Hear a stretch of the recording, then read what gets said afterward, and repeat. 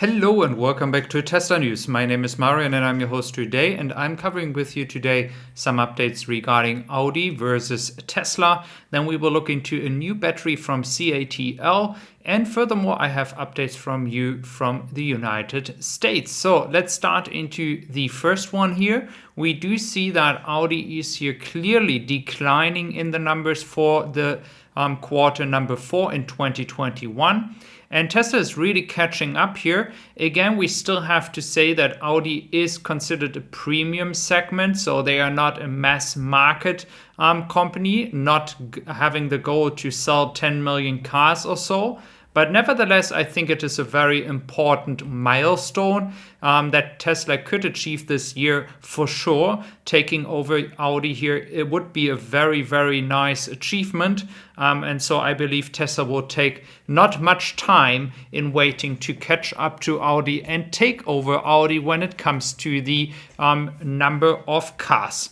The next topic I like to mention is CATL. We have heard about a new battery last year already, and now there's a new patent supporting that CATL is now currently having a new battery.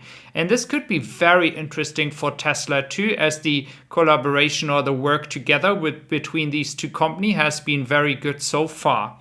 So what CATL does is they are trying to do a natrium battery. This natrium battery is actually trying to take away lithium out of the battery. And so in this case, the challenge is that they are not able to have such a good energy density so far. It was last year 160 watt hours per kilogram, which is not as high as the LFP batteries that Tesla is using from CATL. The LFP batteries have an energy density of 20% higher than based on the results we had last year. But again, on the other hand, now we have more reports showing that actually CATL is capable of achieving 200 watt hours per kilogram, and that would change everything.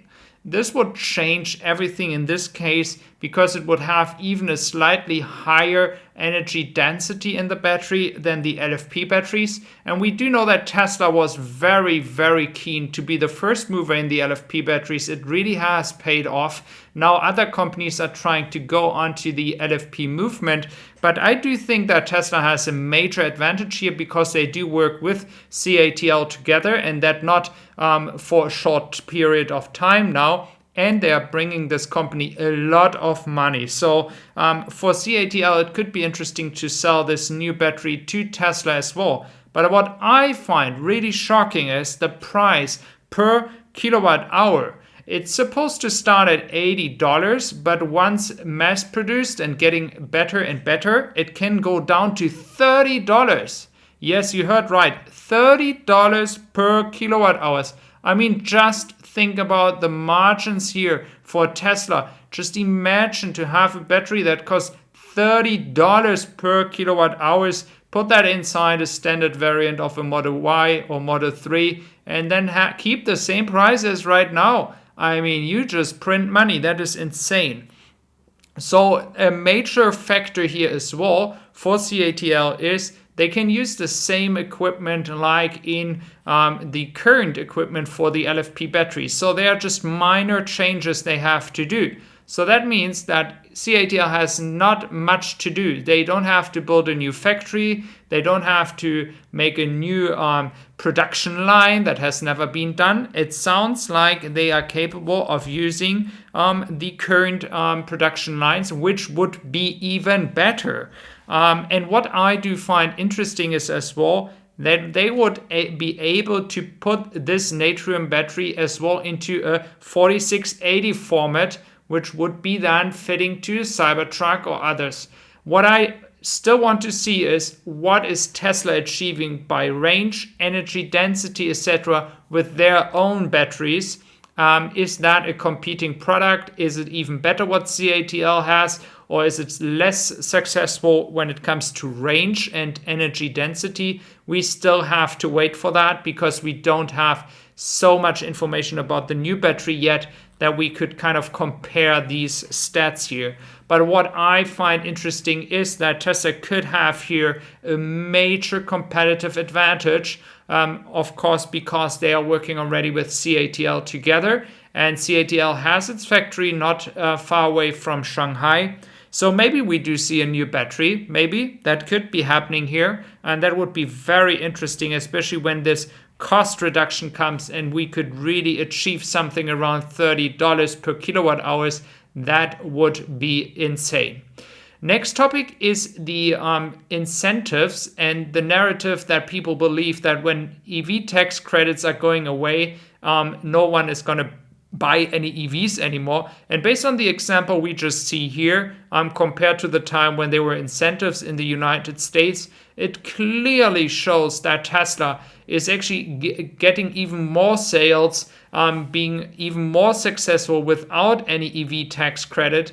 They are available with their cars. They can send every car they're producing out to customers waiting. By the way, here as well, the first solar roofs installed.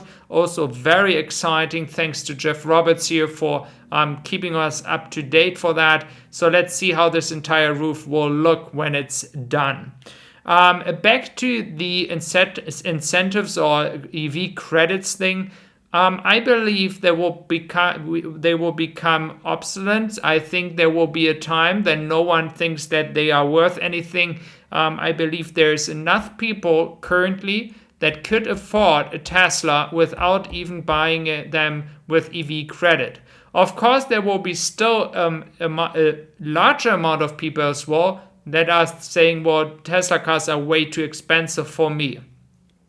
I personally believe that to the fair point here, that Tesla could survive without any EV credits. They have shown that. And when we look into Germany, we do have EV credits here in Germany as well, for example.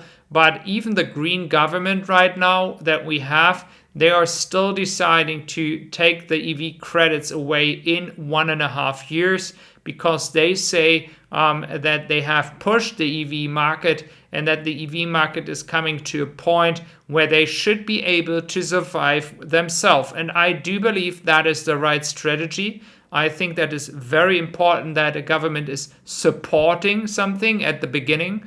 But right now, I think it would be not making sense anymore.